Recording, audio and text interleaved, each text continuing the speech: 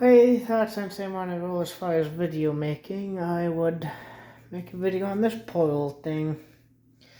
This is Old Reliable, my 1999 Whirlpool. I've made a couple of videos on it, though I think the overview video on it is unlisted now. But yeah, so damn wasp. Anyways, as I was saying, that video is probably private or unlisted, and I've only made a video of it running. So I thought I might as well make another overview video in better quality. So this is a 99. It uses glorious 22 refrigerant. There's your model number. Here's some of your specs if it will focus. 8.0 EER, 9.6 ounces of 22, 5,000 BTU, 6 amps, 625 watts. Manufacturing date 4 of 99. So this thing had just turned 23 years old. And it still runs great, as I will showcase now. Here's the fan.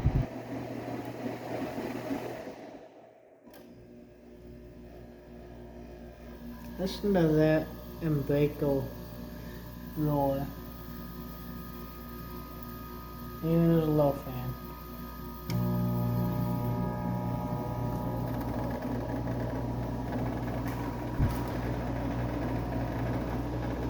And yeah, that's just the refrigerant. It's always made that noise. Here's medium cool. And high cool. I run it on low cool at first because it'll build up head pressure quicker. This thing, it's got a full charge, but I think that compressor's getting weak, unfortunately. This thing just takes forever to get cold. But once it's cold, it is ice cold. So, you know, I just run it on low cool until it gets nice and cold, until that, until it starts, until I can see the whole coil is condensating. But,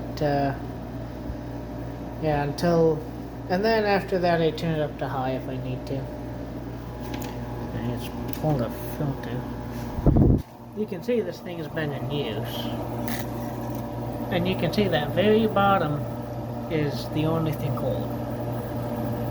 Oh, and the one above it is a little cold. So this thing just takes forever to get cold. But once it is cold, it's ice cold. So yeah, I like this unit. It's another one of my runners, you know. I gave my 5600 BTU Kenmore to my parents because they needed it more than I did. So I now have this. That's 6500 BTU refrigerator, which you may or may not have seen the video on, and a 5950 BTU White Consolidated Industries refrigerator. The 6500 is the 6500 is a Electrolux build. Surprisingly, it still has a full charge. It's running in the kitchen. I'll actually take you in there and show you that coil. It's just about completely condensating, so it's either full or it's really close to full. The 5950 is buried. I do still have my 87 wards. It's not usable right now because I need to repair the window kit. And I do have my 81, 82, I forgot what date specifically, Kelvinator. And that is, well, that's not been started in a while because I haven't needed it. So,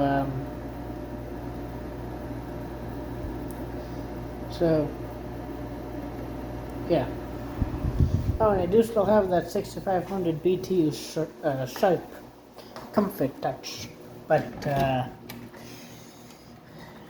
the window kit has completely broken, and the fan motor is getting worse, so I think I'm just going to put that in my garage. Here's the noisy Frigidaire. It is doing a surprisingly good job. I mean, it's not as cold as something like my Kelvinator with that Tecumseh AK recip, but, you know. And I don't know the exact manufacture date. I'll have to research that. But, it's a flash. You can see the whole coil now is condensating nicely. It is the whole coil now is very cold to touch, and as you can see, it's definitely condensating. So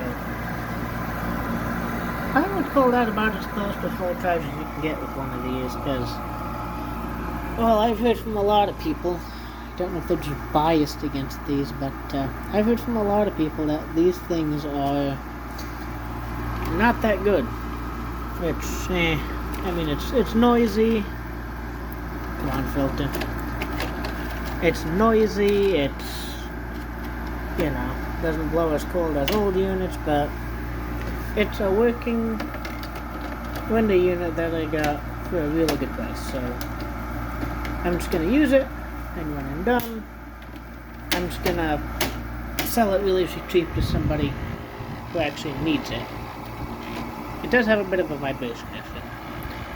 And in case you haven't seen the video, this does have a Quinn gang in it.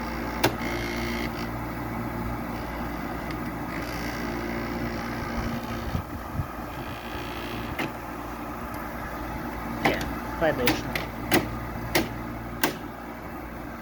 So yeah, see you guys in the next one.